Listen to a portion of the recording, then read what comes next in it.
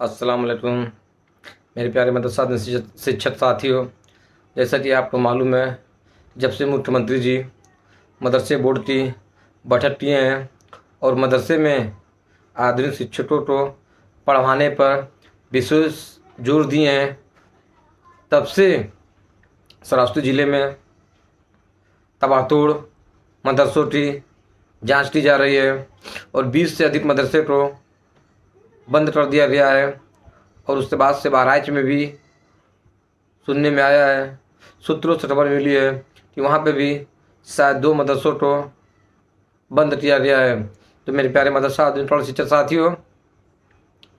एक तरफ सरकार मदरसे को 8 सालों से मानदेय नहीं दे रही है, शिक्षक का परिवार, घर द्वार, उनके बच्चों की फीस, उनके घर में राशन, खाना पीना कैसे चलता होगा, ना इसकी जिम्मेदारी सरकार को है, ना इसकी जिम्मेदारी किसी अधिकारी को है।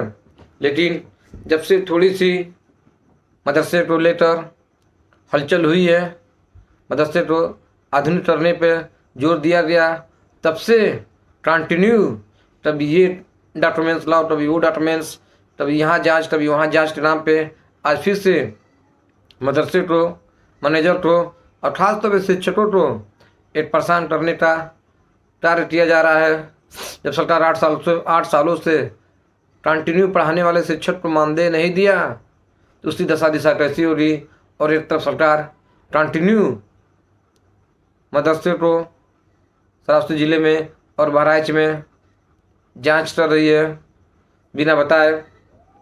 उसके बाद से मेरे प्यारे मदरसा शिक्षक साथियों, मदरसे को बचाना है, शिक्षक को बचाना है, तो हाथ पे हाथ धरे बैठने से अब कुछ नहीं हो रहा। एक ही रास्ता है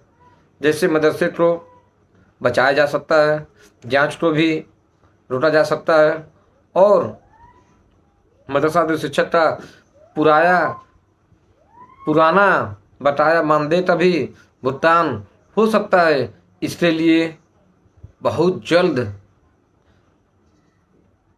इलाहाबाद हाई कोर्ट जाकर जो 24 फरवरी 2025 को केस अनलिस्टेड हुआ था, उसको बहुत जल्द लिस्टेड करवा के और जितना जल्दी हो सके उस केस का फैसला जब हो जाएगा और मानदेय देने की हाई कोर्ट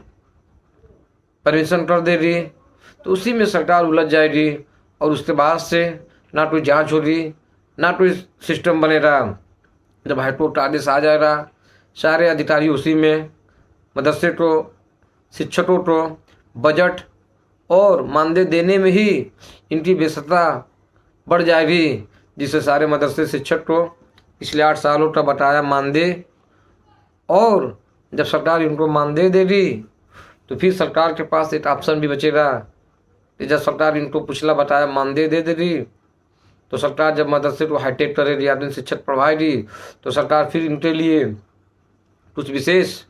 कार्य योजना भी बनाएगी। तो मेरे प्यारे मदरसा आधुनिक शिक्षक साथियों, आप लोग से हर बार की तरह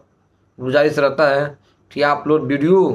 पूरा देखा करिए, चैनल को ज़्यादा से ज़्यादा लाइक, शेयर और सब्सक्राइब किया कीजिए। और आपसे हर बार की तरह गुजारिश रहता है कि आप लोग कम से कम बताइए कि हम जिंदा हैं, कमेंट में यस या नो लिखा कीजिए, जैसे कि मालूम हो कि हम जो वीडियो बनाते हैं आप लोग को